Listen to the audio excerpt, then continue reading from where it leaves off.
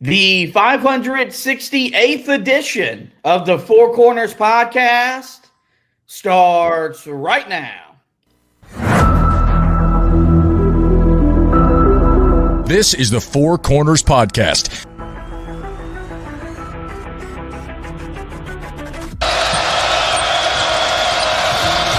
And that could make a difference. Lawson at the buzzer. Got it! Maybe not. Ty Lawson wins it at the buzzer. Deep three. And Green rips down the rebound in traffic. 4-on-1. What a great job. What a terrific job in transition. I mean, you couldn't plan that any better as a coach. Gets the roll. Here we go. Page has it. Carolina down one. 84-83. Page into the front court with 4 seconds. Page to the rim. Got it! He got it! 9/10 of a second to go. Inbounds. Washington gets it to Warren. His full court shot. No good. Marcus Page baby. Does it for the Tar Heels. Carolina wins it. Don't force it if you're Goss. Comes in. Blocked by Meeks. Buried up ahead to Jackson. And he tucks it down for the 5-point lead. Matthews off the mark. And this year the confetti is going to fall for North Carolina. They're not going to be denied this time. Inside 30 overall. Love, top of the key. Oh! Big time delivery. Here are your hosts, Josh Marlowe and Anthony Pagnotta. Hello and welcome to another edition of the Four Corners podcast. We are powered by Carolina Electrical Services. Josh and Anthony here with you guys once again on a Sunday night. Have a fun edition of the pod planned for you guys. CBS Sports' insider Jon Rothstein, who hosts the Inside College Basketball Now podcast, spoke on Carolina's offseason, and we're here to kind of react to that and go through that. This was recorded before Carolina added Luka Bogovac to the roster, but nonetheless, still some fun stuff in there that we're going to comb through over the next 30 to 45 minutes or so. Also, NBA Summer League is officially underway with the California Classic. Harrison Ingram, RJ Davis, Armando Bacot, guys that are in action. Harrison Ingram right now playing right now for the Spurs. We'll talk about the start to Summer League for those guys as well. We start every edition of the pod, though, as we always do, with the pod thought of the day. We go to Harriet Beecher Stowe for today's pod thought. That thought is, quote, when you get into a tight place and everything goes against you till it seems as though you cannot hold on a minute longer, never give up, for that is just a place in time that the tide will turn, end quote. There's no doubt that a lot went against Carolina a year ago. They lost a ton of close games, a lot of 1-2 possession games in the non-conference season, lost some games in the ACC season, lost one in the ACC tournament, and then, of course, in the NCAA tournament when they lost to Ole Miss back in the round of 64. And the hope is that that's not the case this upcoming year. The hope is that Hubert Davis, Jim Tanner, the coaching staff, and the front office have put together a roster that looks a lot more like what we're used to seeing from Carolina in terms of size, in terms of depth. Ashton and I covered that when we did the alumni game recap last week. And then also just in terms of wins, where hopefully this team and program, they win the type of games we expect to win, which is, roughly 28, 29, 30 games on an annual basis, competing for ACC regular and conference tournament championships, then, of course, advancing deep into the NCAA tournament. So, I thought that was a pretty good quote to kind of set the scene for where we are at right now in the offseason. And, look, I think it's been a good offseason. It's been a fun offseason. They've kept us very busy. They've kept us occupied with stuff to talk about on a week-in, week-out basis. And before you know it, while we're sitting here and we're all ready for college football season to get here, before we know it, we will be talking about this team in preseason basketball, and we'll be talking about games that'll matter later this upcoming year. Let's turn our attention to the task at hand, and that is Jon Rothstein talking about Carolina on his podcast, Inside College Basketball Now. I'm a subscriber to it. If you love college basketball, I recommend you to subscribe to it as well. Dear friend of the show, Nada Edwards, who's the producer for the Ion College Basketball podcast, he also produces this one as well. And, Jon Rothstein is, he's got a place in the college basketball media. Some people think of him as a tool bag. Some people think of him as a hack because he tweets the same things and he has his corny sayings. There's one thing you cannot deny, though. The man loves college basketball. There's not a guy that knows the sport better than he does. And so when he talks, I think it's someone that you should listen to, and that's what we're about to do here today. As I mentioned, he addressed Carolina's offseason on an edition of the podcast back earlier this spring, but it was before we added Luka to the roster.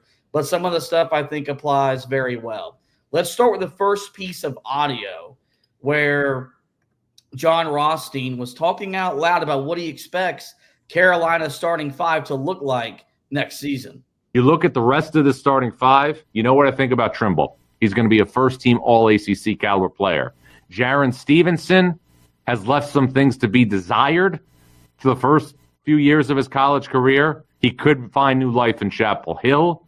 Caleb Wilson is somebody I've talked to many people throughout, the recruiting circles, and if people have seen him play recently, he looks the part of being a major, major impact guy at power forward. And Visar is somebody who, for all intents and purposes, can produce at the college level. The strength for North Carolina is up front, not in the backcourt. You look at the rest of the starting five, you know what I think about Trimble. He's going to be a first-team All-ACC caliber player. Jaren Stevenson.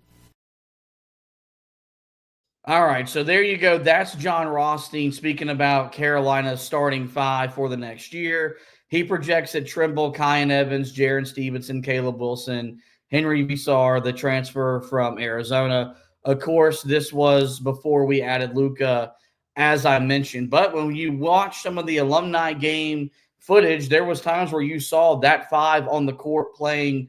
It wasn't together because Caleb Wilson was playing on the alumni team, but when you hear Jon Rothstein kind of project that to potentially be Carolina's starting five, what comes to mind for you, Anthony, as we welcome in here to this edition of the show? Because I don't think there was ever a world, even when they added Jaren Stevenson, before they added Luka Bogovac, that we were maybe expecting Jaren Stevenson, the Alabama transfer, to be a starter for Carolina this upcoming season. Yeah, it's wild, to be honest with you, because you look at that starting lineup and you're talking about a lineup that's as big as any in the country. I mean, you're talking about three guys in the starting lineup that are 6'9" or bigger. That's asking a lot from this group. And, I mean, look, I've said it with Caleb Wilson. I think he's a guy that has a chance to be your leading scorer. I think that's out of the 4 spot. I don't think that he is a guy that's going to be able to succeed nearly as much out of the 3 spot. And I think, what you saw in the scrimmage from him the other day that we went back and watched, you saw a guy that was very apt at attacking the rim. You saw a guy that can rebound at a really high level. You want that guy playing close to the rim. And I don't think that you can really do that if you're playing him at that 3 spot. So I would be stunned if that is the starting lineup for Carolina. I just think it's a little bit too big. I think, there's a good chance that with Luka coming over that he's going to end up being the guy that's in the starting lineup there. But even if not, even if for some reason he doesn't get cleared, I think they'll probably go with a smaller lineup because they're going to want more versatility. Now, the thing that I will say is that can Caleb Wilson guard the 3? Yes, Caleb Wilson can guard anywhere from the 4 to the 1. And I feel pretty comfortable with him doing that. You could maybe even say certain 5s, he could be able to guard them as well. So, I feel pretty confident that this is a guy that is going to factor in somewhere in the starting lineup. I think it's probably at the 4 spot. And then I think Carolina will probably have to go a little bit smaller, whether it is Jonathan Powell or if it's Luka Bogovac at that 3 spot. I think that's probably the way that Carolina ultimately goes. But, I think talent-wise, if you're just basing it off of who are the 5 most talented players on the roster, then this is probably the group of guys that you're going to go with. It's just I don't see this being a starting lineup or being the lineup that we see play primarily the most this season. It's just there's just too much size there, I feel like. Yeah, well, I also don't think it's Carolina's most gifted starting five. I think Luka Bogovac is a more gifted player than Jaren Stevenson. All this really depends on is Caleb Wilson the guy? Because as we've learned with Hubert Davis and this system and the way that it functions, when you've got someone of consequence at that stretch four spot, Carolina's different. Like it's really just that simple. You saw what happened when Brady Manick got inserted into the starting lineup. You saw what it looked like with Harrison Ingram from start to finish. I don't know what the year ends like if the five we saw at the end of the year last year plays from start to finish. But I don't think Carolina was certainly been a bubble team. I think they would have won some games in the non-con to put them solidly in the field, and maybe they have a better seed, and maybe they are not playing in the first four, and maybe they win a game in the round of 64 and they get knocked out in the round of 32. It was when you look at the Pete Nance year where they really struggled. And I thought that was more of a coaching issue where they asked a guy to be something that he was not. And had they played him to his strengths, I think Carolina's season would have gone differently. The good news is that Caleb Wilson is everything that Hubert Davis wants and demands out of that four spot. He's a guy that can stretch the floor. He's a guy that can play and guard multiple positions when he gets switched out onto the perimeter. I think there will be a effort and a willingness and a desire to get to the glass, whether it's the offensive or the defensive glass. And kind of like what you saw from Harrison, what we've seen from Caleb, there's just a contagious energy that I think we'll able to kind of wrap our arms around and appreciate about this young man, because he showed up and he's talked a big game. He knows what's being asked of him, knows what's being demanded of him. And if the alumni game was any indication, I don't think he's going to be afraid of the expectation. But I do think this lineup that you saw Jon Rothstein project as one that maybe was going to be Carolina's starting five, I think that'll be a lineup you see quite a bit. Kind of like what we saw with Duke last year, where they were just able to overwhelm teams with their size and their length and their physicality. Carolina has that in their arsenal if they so choose to play that way this year. And so I do think, to give you credit, because you kind of seem a little bit more open to that being the starting five than I am with the arrival of Luka. Whether that's the starting five or closing five, I don't know.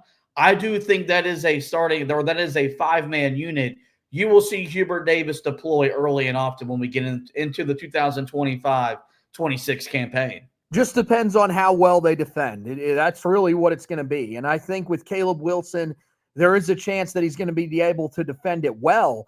I just wonder, how does it translate on the offensive end of the floor? Because I think that Caleb Wilson is a guy whose back to the basket game is really polished. It's something you're going to want to utilize. And I just don't know, with him being, if he's at that three spot, does he have the ability really to stretch the floor the way that you need to be able to do that? So maybe it's more on the offensive end of the floor rather than the defensive end of the floor. I think defensively, they'll probably be fine because, like I said, with Wilson being able to guard anywhere from the 4 to the 1, with Jaren Stevenson having some position versatility as well defensively, I think Carolina's fine there. It's just, does it translate? I mean, even you look at Jaren Stevenson, does it really translate with him, at the 4 spot? Is he a guy that can really be what Carolina's looking for at that 4 spot? Because you have to ask the question, ultimately, what does he look like in Carolina's system? Because when he was with Alabama, he was a guy that Alabama used almost exclusively as a guy that played on the perimeter. They wanted him to be a guy that was playing and shooting from the outside. Now he's in a little bit of a different system. Is he going to be able to adjust to what Carolina demands from a 4, which is that they be a little more involved closer to the basket? If he can prove that he can do that, then yeah, that lineup might see more playing time than I think that they're going to see. I wouldn't necessarily say I'm really open to that being the starting lineup. I don't think there's any way that you brought in Luka Bogovac and you're looking at him as a guy that's coming off the bench. You brought him in to start.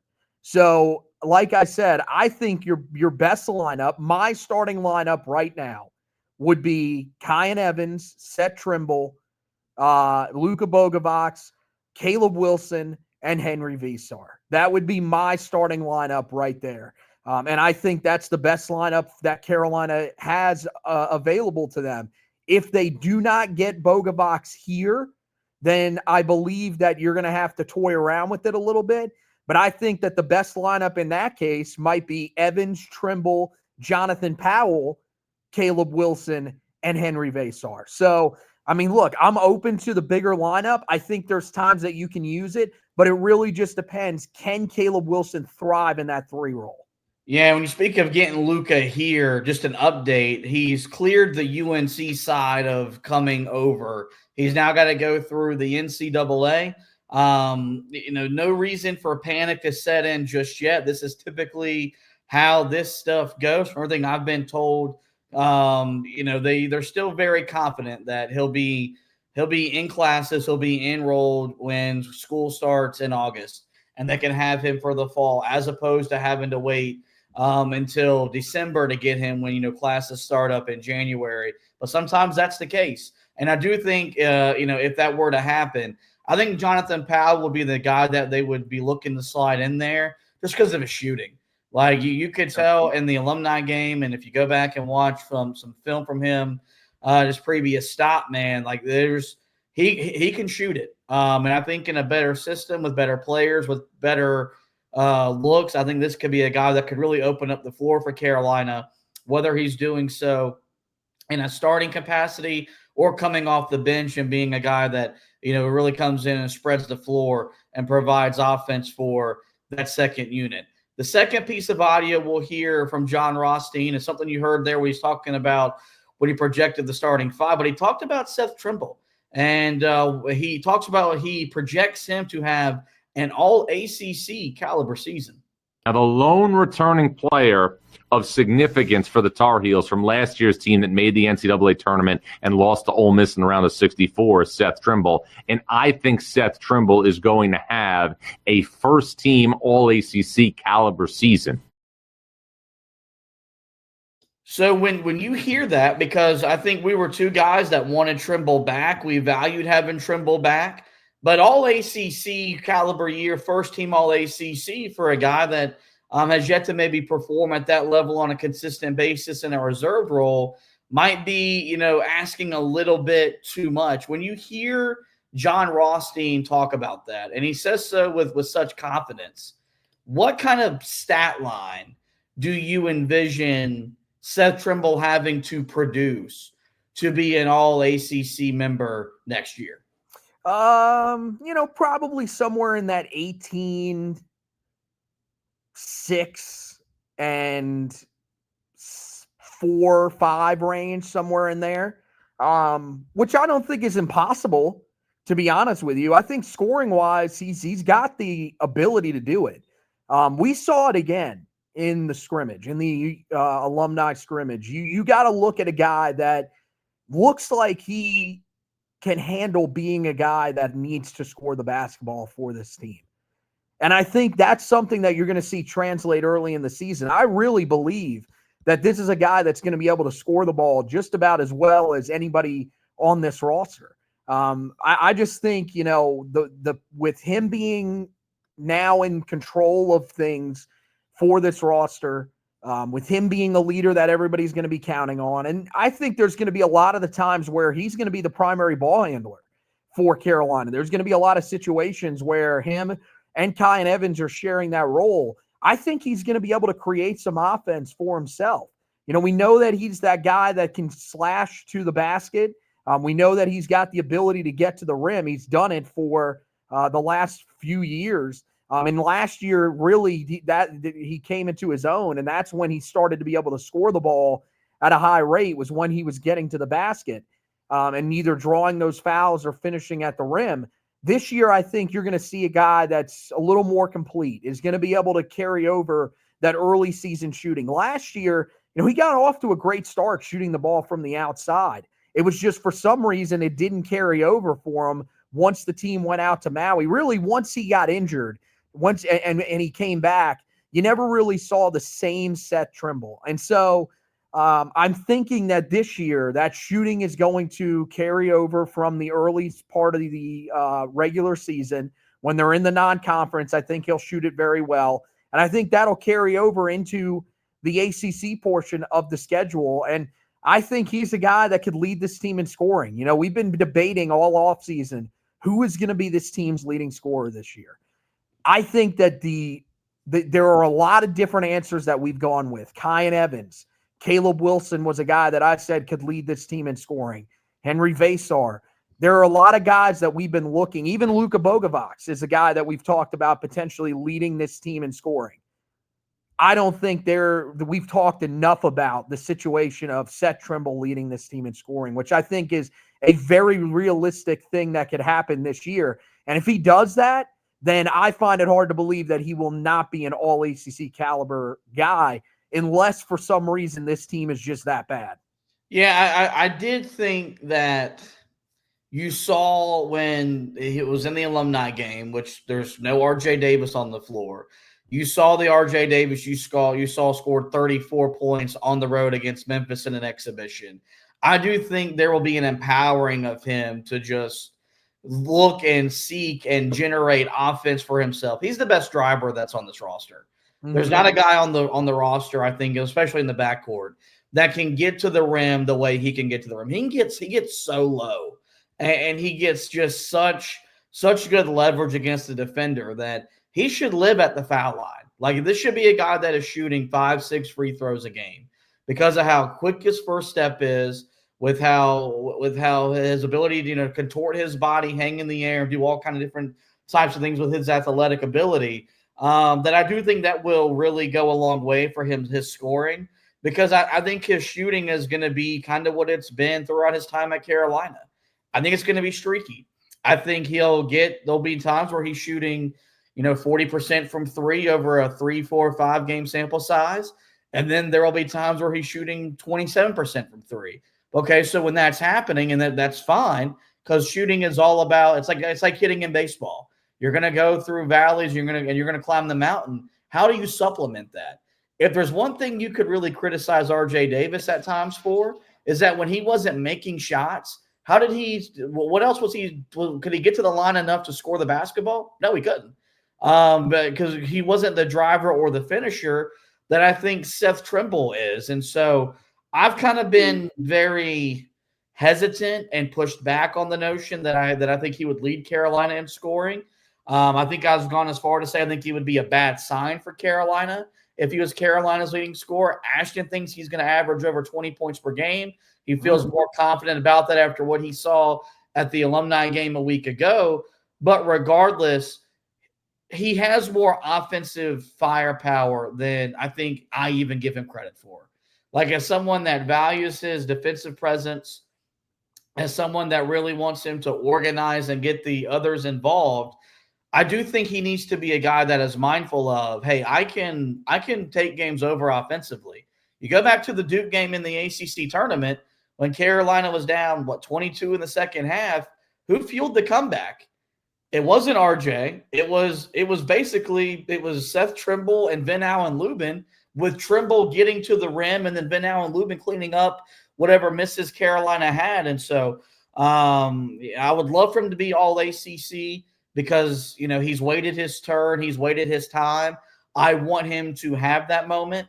And I think you're right. If he averages 18 and 6 and 3 rebounds, he's going to be first team all ACC. At that rate, if Carolina's got the wins that we hope they have, you could talk about him being an All-American, especially with what he does for Carolina on the defensive end of the floor. So this is what I think makes Seth Trimble special and unique, and why I think the fan base is ready to kind of wrap their arms around him and show love to him, because in a time and era where guys leave when they don't get the opportunities, he has stayed. And he's waited to have his moment in the sun, and hopefully he gets to have a big moment throughout the entirety of the 2025-2026 season. With that in mind, though, with Jon Rothstein having nice things to say about Seth Trimble, he did talk about Carolina's backcourt and says this isn't the vintage backcourt we're used to seeing in Chapel Hill. You look at North Carolina and you look at the makeup of its backcourt, and it doesn't feel like vintage Carolina.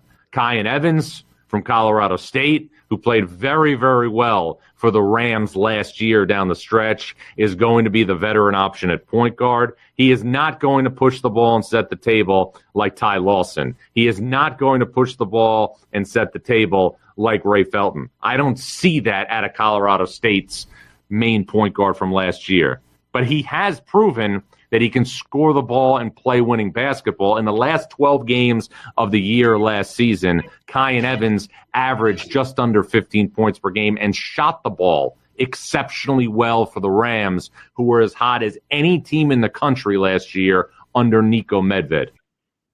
There's no denying, Anthony, that I have talked very highly, very fondly of one Kyan Evans since he arrived via the transfer portal back earlier this offseason. He was my favorite offseason addition before they added Luka later in the summer. And I've kind of talked a big game about what I think he's going to be for Carolina this year and maybe even the next year. But when I hear Jon Rothstein, a guy who works for CBS Sports, who has a TV contract with the Mountain West, who I know was working a lot of Colorado State games, talk about he's not going to push and run the floor like we're used to seeing a Carolina point guard do, that does maybe get my attention and, dare I say, raise an eyebrow or two, because if there's one thing I want this team to do more than rebound, it's to run. And I think that Hubert Davis tries to build rosters that gets his athletes out in transition and they can play in the open court. So when I heard him say this about Kyan Evans, kind of raised my eyebrow a little bit and maybe started thinking to myself, have I gone too far with praise and hype for Kyan Evans, considering we have not seen him play one time in a Tar Heel uniform?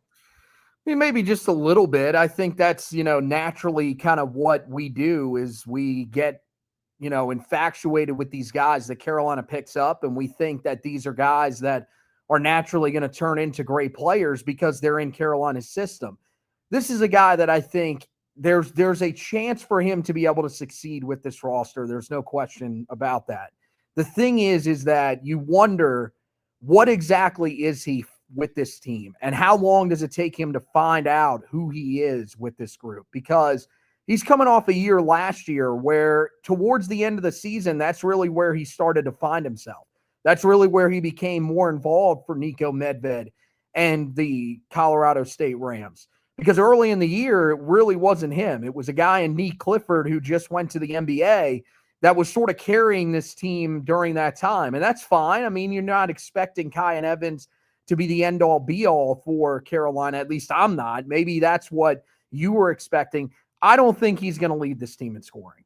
I think we've learned that that's probably a little bit too high of expectations for him, mainly because I don't know how many shots he's really going to take per game. I think that Seth Trimble is going to be a guy that takes more shots than he does, judging off of what we saw in the scrimmage. And again, it is a scrimmage, so you have to take all of that into account. But I do think that that scrimmage sort of gave you a look into what some of this half-court offense is going to look like this year, how involved a guy like Seth Trimble is going to be this season for Carolina. And I believe that's going to extend over into the regular season. I don't think what Ashton said is crazy. I do think this is a guy that we could see average 20 points per game this year, especially if he finds his rhythm and is able to stick with it through most of the season from beyond the arc.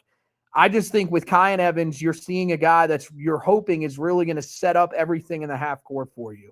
Is it concerning that he's a guy that's not necessarily going to push the pace?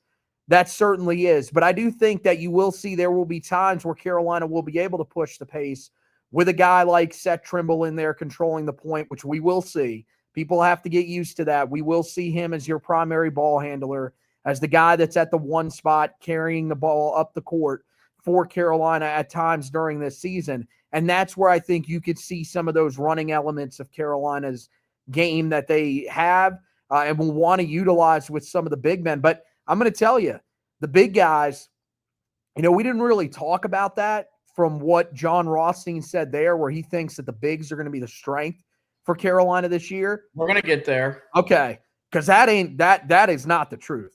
I'm sorry. It's just not. And we saw it the other day. A team that wants to run and get up and down the court, Henry Vasar is not going to be your center because Henry Vasar cannot run up and down the court. He cannot get up and down the court. He's a slower player, which is fine. I think that's a little bit shocking because I thought he was a little bit more athletic than he shows. But in that scrimmage, he looked like he was struggling at times to get up and down the court. I don't necessarily think that's Jaron Stevenson's strength either, as being a rim runner. I don't think that's where he shines. I think Caleb Wilson can shine in that role, and I think that's something that they could want to do a little bit with him on the floor. But I do think that the way this team is set up, they are set up to be more of a half-court team. And to be honest with you, that's not necessarily the worst thing. You go back 2 years ago with that group that we talked about with Harrison Ingram, Cormac Ryan, those guys really thrived in the half-court at times. You go back to the run that Carolina made back in 22. That team really thrived in the half court because you had guys that could just shoot the ball from beyond the arc. That's what they're hoping they're going to get this season. That's where an area that you're hoping Kyan Evans is going to bring something to you as well, is he's going to be a better shooter at that point guard position than what you had with Elliot Cadeau. And from that standpoint, I do think you're going to get that from him. Yeah, the thing about Carolina being more half-court reliant, focused, dependent, it really comes down to, first off, shot making. I do think they have more shot makers on this roster than they had a year ago. They went out. That was one of their goals this offseason. This team is a better shooting team on paper than what last year had. You also got to be clinical in your sets, and you got to run good stuff in the half court, whether you're going to your horns, your Spain, whatever it is. And there have been times where Carolina has run really good stuff in the half court. There have been times they've been kind of lazy, lackadaisical, and they haven't got they haven't generated the type of shots that you want to generate in the half court. I love playing in the open court because it just makes the game easier. I think it's a lot more fun to watch. It's a lot more sexy. But you get 8 to 10, 12 easier points that way, as opposed to always having to execute in the half court. So I think what it also kind of brought to my attention is maybe something that we need to be more open to than maybe we have been so far here this offseason. But let's just say that Kyan Evans isn't the Kyan Evans that I've talked him up to be, right? But you still have Seth Trimble. You still are going to need someone else in that backcourt to step up. And so maybe, that's why they went out and they valued Jaden Young, just a guy that's been around the ACC, grew up wanting to play at Carolina. I think is a good culture fit. But there's also maybe a chance for one of those two freshmen, whether it's Derek Dixon or Isaiah Dennis, maybe one of those two guys have a much larger role in the conference play than what we've talked about. Because I think they'll play in November and December, but kind of, best case scenario, when we get to January and February and hopefully March, those guys aren't playing. You look at Isaiah Dennis and some of the stuff they put out, that's a guy that I think if there's a reason where he gets more minutes, that guy's a bucket, dude. Like that guy, it's in his DNA to put the ball in the basket. And so I do think it's something that maybe we have to be a little bit more open to, is that these freshmen are maybe going to have larger roles than we expected them to have, even though they'll be coming off the bench, as opposed to guys like RJ Davis, Caleb Love, most recently Elliot Cadeau, who started as true freshmen.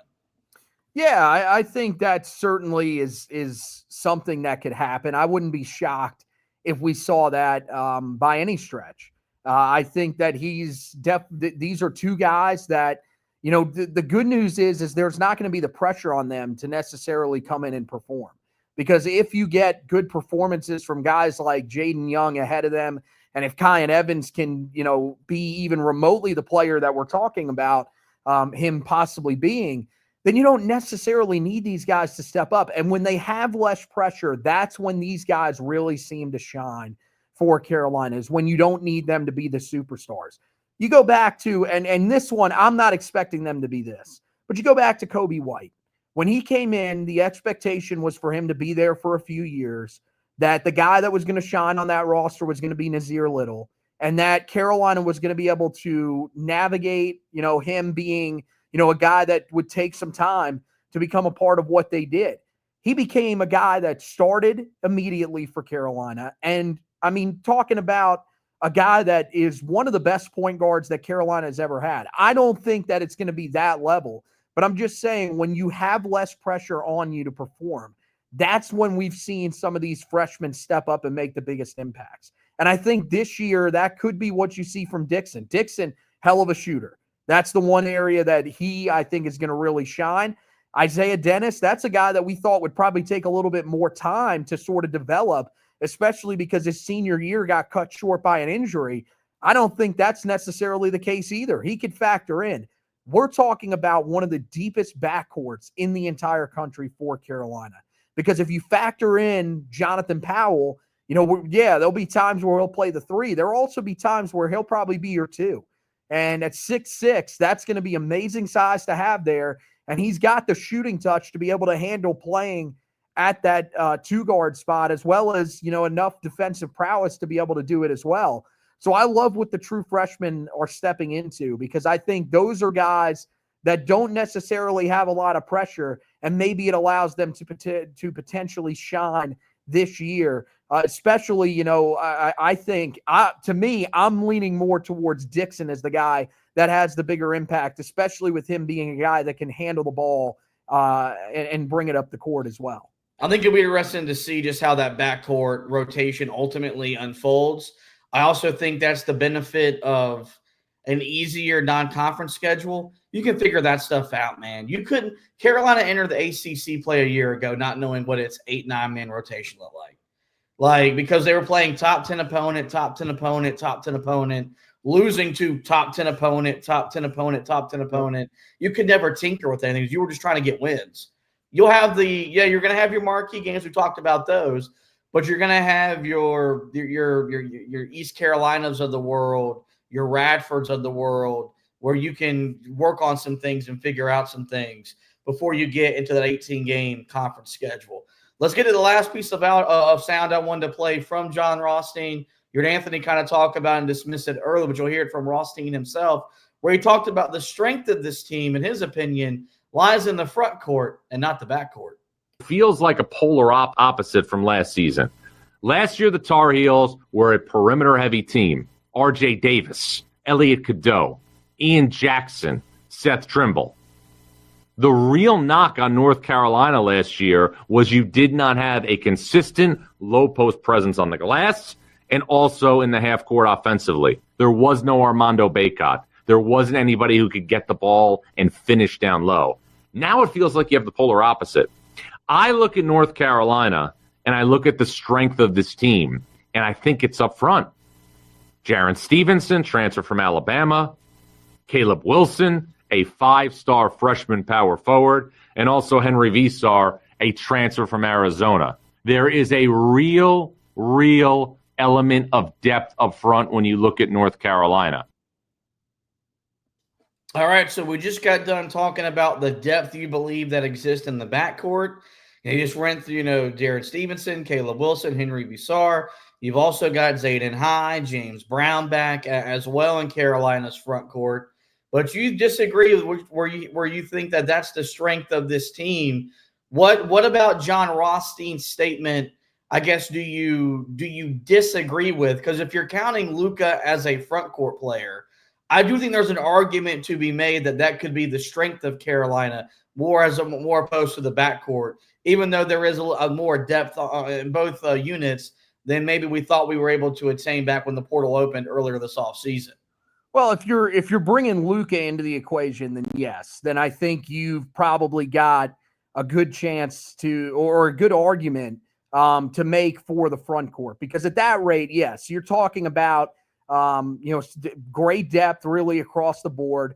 That would also probably include Jonathan Powell potentially being considered as a front court player as well at 6'6", a guy that can play that 3 spot. Maybe then, yes, you're having that conversation. But I think those guys are separate. I look at those as wing players. What I look at when you look at the front court is I'm looking at the 4 and the 5 spots.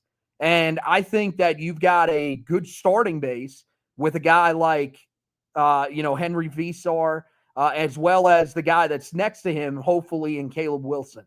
Those 2 guys, I think, no questions asked, you feel pretty good about them. Although I was a little concerned in the alumni game how poorly this group rebounded altogether.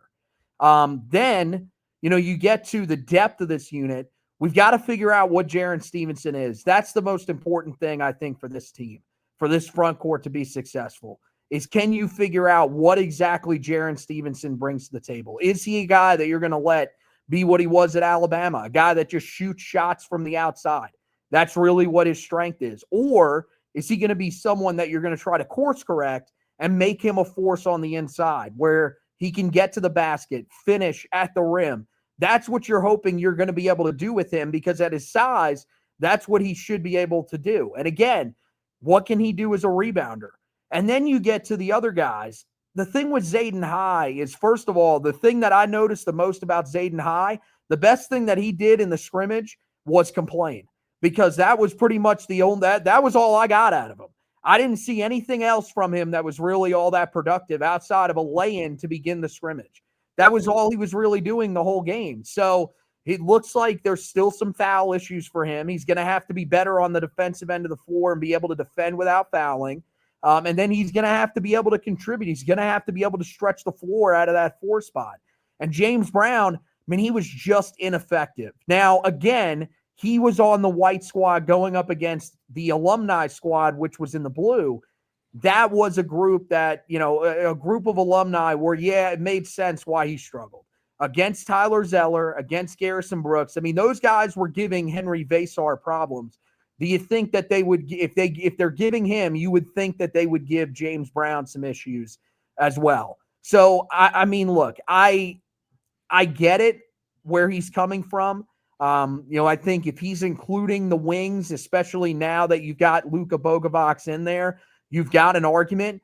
But this depth in the backcourt, I think, is tremendous across the board.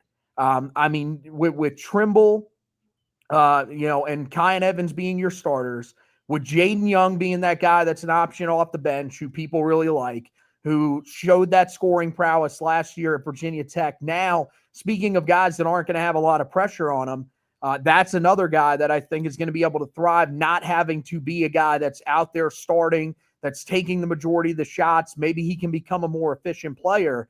And then you've got the 2 freshmen in that backcourt. Right now, with what I saw from that scrimmage, I'm feeling a lot more confident in the backcourt than I'm feeling in the front court. Let's do an exercise here really quick. Do we have to? We don't like exercising. Let's compare last year to this year, 1 through 5. Let's look at the 1 spot. Last year, Elliot Cadeau. This year, Kyan Evans. Carolina, better or worse at the 1? Oh, man, that's tough because we just don't know what Kyan Evans is. I'm going to go positive, though. I believe that they are better than they were last year at that position. All right, score 1 for better. Let's go to the 2 guard. Last year, R.J. Davis. This year, Seth Trimble. I think we know Carolina's worse off because you lost the number 2 all-time leading scorer in program history. It would be we wouldn't be showing proper credit to R.J. Davis if we said Seth Trimble was better. So it's 1 better, 1 worse. Right. It's very similar to what I've said about the running back position for the football team. There could be drop-off, but I'm going to tell you, I don't think there's that much drop-off at all at the position. I do think that Seth Trimble is going to be a guy that can contribute 18, 19 a game, somewhere in that range. Let's look at the 3 spot with who started at the 3 at the end of last year, Drake Powell. Carolina, better or worse with Luka Bogovac at the 3? Damn. Oh, better offensively, for sure. I think worse defensively, but I don't think it's severely worse defensively because this is a guy that's played as a pro. I will go better for Carolina. All right, let's look at the 4 spot with who was starting at the end of the year last year. That was Jalen Withers. This year, we project that to be Caleb Wilson. Carolina, better or worse with Caleb Wilson at the 4? Come on. Are we being serious here? I asked a question. You know the answer. This one, to me, I think there's more of a debate for the 2 guard spot than this spot. Like, you could say whatever you want about Jalen Withers, man. He was a guy that, he gave the effort. He was a good rebounder. That's really all you got. Caleb Wilson is one of the most talented players in all of college basketball this year. They are easily better at the 4 spot this year. All right, let's go to the 5. You're starting 5-man at the end of the year, Van Allen Lubin. We project that this year to be Henry Visar. Carolina better or worse? Who, yeah, I mean, this one's closer than you would think because the way that Van Allen Lubin was playing at the end of the year, you've got to give him a lot of credit. That's another thing where just because he landed at State, you can't take credit away from how much this guy did this past season. I would still go better because I believe that this is a guy that's going to be able to give you more on the defensive end of the floor. I think he's going to, clearly protect the rim better than Van Allen Lubin was able to do. And I think he's going to give you a more complete season than you got from Van Allen Lubin. So I will say they are better at that position. All right, so we went 4 out of 5 better across the board. The only place where Carolina got worse is at the 2 guard, even though you think that's going to be a closer argument than what people realize. That would suggest that Carolina's strength, therefore, would be in its front court. I don't know if I 100% agree with Jon Rothstein. I think this front court is better suited to be complementary to Carolina's backcourt than it was a year ago. This is a guard-driven game. The basketball it's all about the guards. And we used to talk about it in March, but it's really now from conference play on. The teams that have the best backcourts typically win their conference championships in the regular season, typically win their conference tournaments, typically get high seeds in the NCAA tournament. The teams that have a front court that complements their great backcourt, those are when those teams kind of elevate into national title conversations. And that's kind of been the case with Carolina when they've been national title good. They've had really good guard play, Felton, Lawson, Barry, with a front court that elevated them when they needed to get on the game's biggest stages. I'm not saying that this front court has a Hansborough or a May, but look at Carolina's front court that won the national championship. You had Justin Jackson, who was the second ACC Player of the Year voting, but your 2 bigs were Isaiah Hicks and Kennedy Meeks. I could argue that the 2 bigs that Carolina has and Wilson and Visar are better than those 2 guys.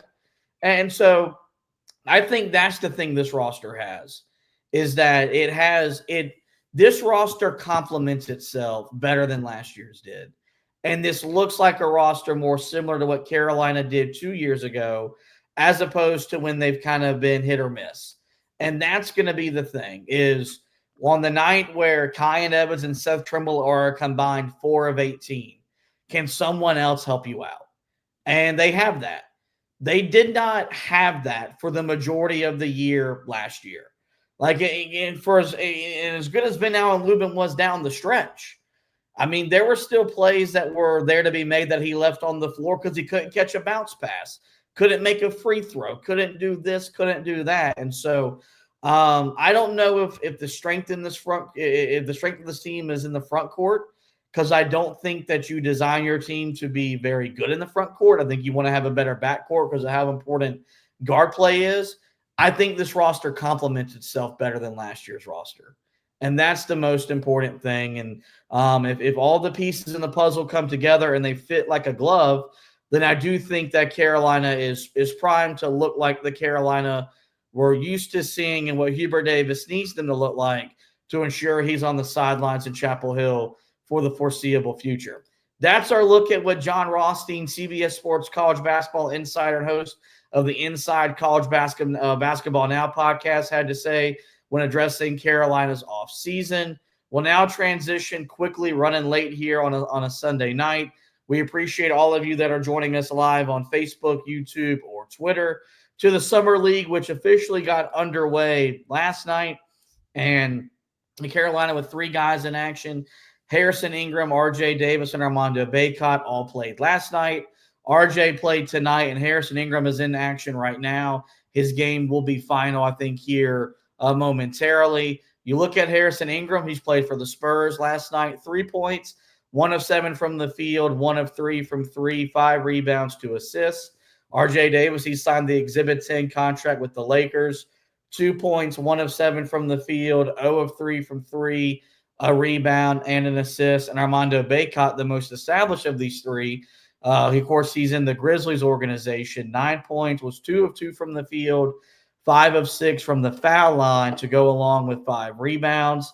RJ played earlier today for the Lakers. He scored 5 points, was 2 of 3 from the field, hit a three-pointer, had a rebound, and had 4 assists. And as I mentioned, Harrison Ingram is in action right now for the Spurs. He has scored 8 points, is 2 of 5 from the field, 0 of 1 from 3, 4 of 5 from the foul line with 6 rebounds and 1 assist. We were watching RJ play last night. We watched RJ play today. We're watching Harrison Ingram play before we hopped on the podcast here a few moments ago. What has stood out to you from the two guys that were in the NBA a year ago, in Armando and HI? And more importantly, I guess the main focus has been on RJ, who really has his work cut out for him if he looks to land in the NBA, whether it's in the, on an outright roster or a two-way contract with the G League. What have you made so far with Summer League underway out there in the California Classic? Yeah, I mean, I haven't gotten a look, unfortunately, at Armando. I didn't even realize that he was playing, but he's a guy that is pretty established in the G League. I mean, you talk about what he was able to do last year, developed himself a three-point shot. I mean, this is a guy that I believe should get a shot in the NBA at some point. It's just a matter of time, I think, before he's out there on the court. And this Memphis team, with where they're at, I mean, they're looking at, potentially trading Ja Morant. They, just signed Jaren Jackson Jr. to a deal, but he's getting a surgery done on a turf toe injury that he was dealing with. I think this is certainly, a roster that he will get a chance to be on at some point.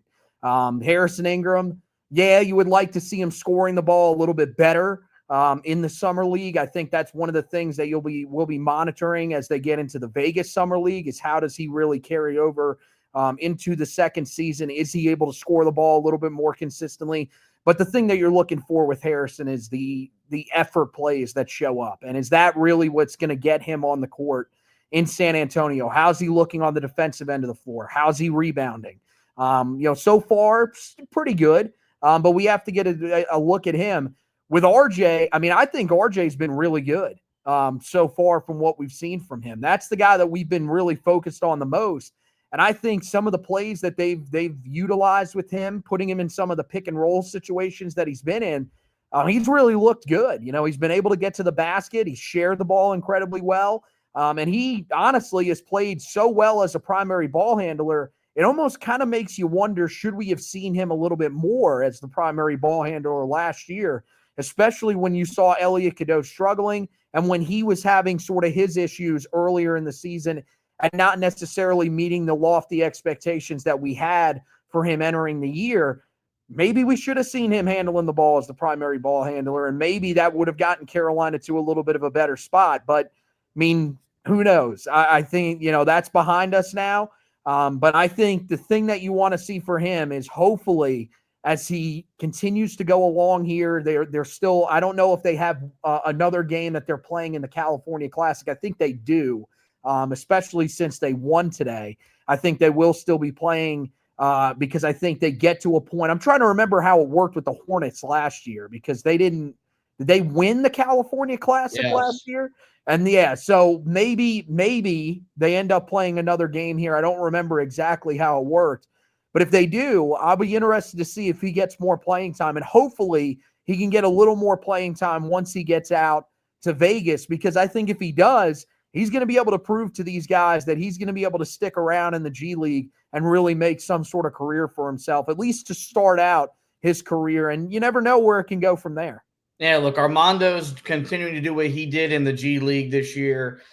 His progression, I think, speaks volumes about the player development that exists within that Grizzlies organization, and also kind of shows you that he was capable of being that guy. But Carolina never asked him to be that guy, because that's how drastic the game is from the college to the NBA level, even with so many principles from the NBA level kind of filtering down into the college game. You saw Harrison Ingram make Harrison Ingram plays where, yes, he's gifted, he's got ability. He does so much. He gets so much reward for effort. And he's in a good organization that – maybe this year with them still kind of rebuilding, especially now with Greg Popovich no longer being their head coach, maybe he can kind of crack into the NBA level. The thing for RJ is just this week he's got to prove that he belongs on the court despite his size. And I think he has done that at times. Like, you can really tell the gap that exists from college even to the G League and then to the NBA. Like, there are guys he is playing with where he's making the right read, he's making the right pass, he's finding some guy open in the corner for a three. That at the NBA level, those are makes. And so does he get rewarded for that? I don't know. But I as long as he can prove that despite being 6 foot, he belongs, his shooting, I do think, could get him into the league.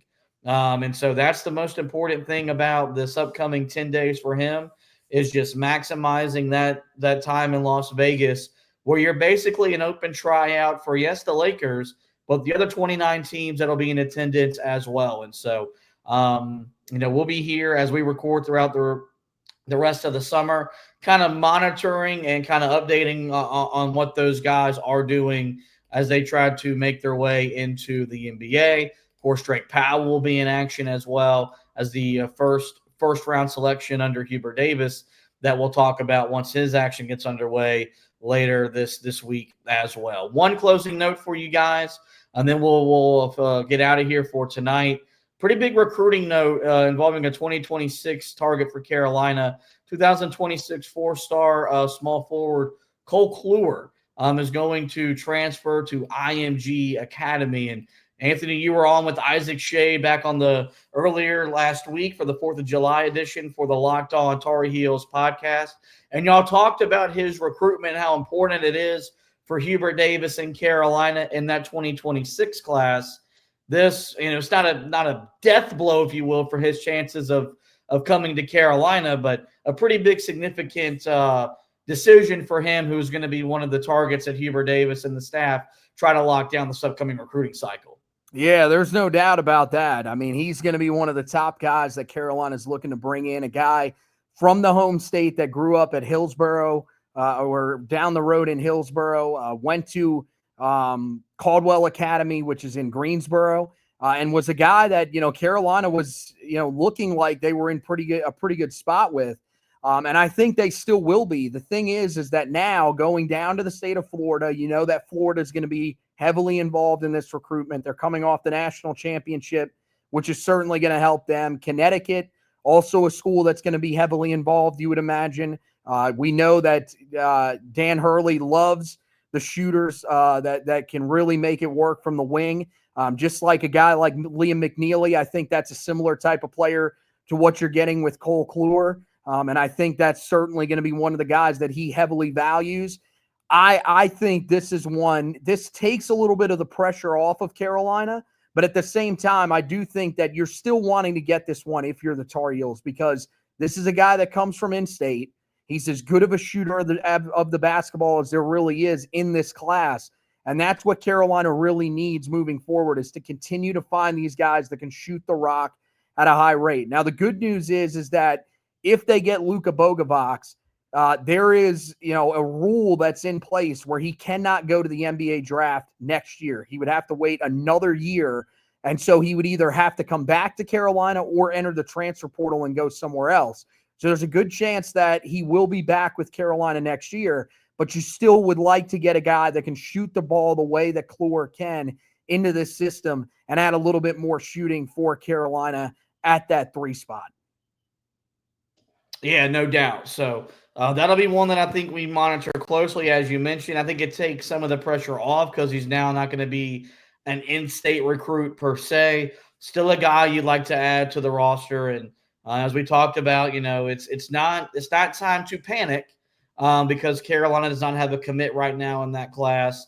Right now, it's all about kind of securing yourselves a visit and getting in position to land visits to get these guys on campus. We've seen Labor Day start to emerge as a big weekend for basketball recruiting. That's the first football game of the year. We'll see how that ultimately plays out as the rest of the summer AAU circuit continues to march forward. That's going to wrap up, though, this edition of the Four Corners podcast. In the meantime, guys, we'll direct your attention to the website. That's HeelToughBlog.com. We're in the off season for both football and basketball. A lot of recruiting for both programs are being covered.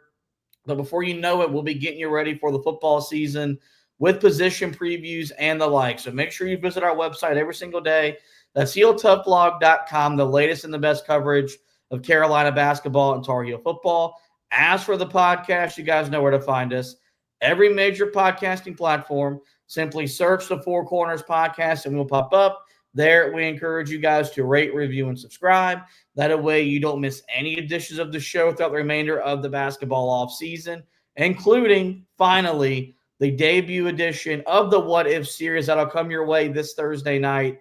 Make sure you hit that subscribe button. That way you don't miss our series talking about the biggest what ifs in Carolina basketball history, decade by decade. We'll start with the 1950s and work our way all the way through the 2010s. So make sure you hit that subscribe button and then you don't miss any of that content throughout the remainder of the off season.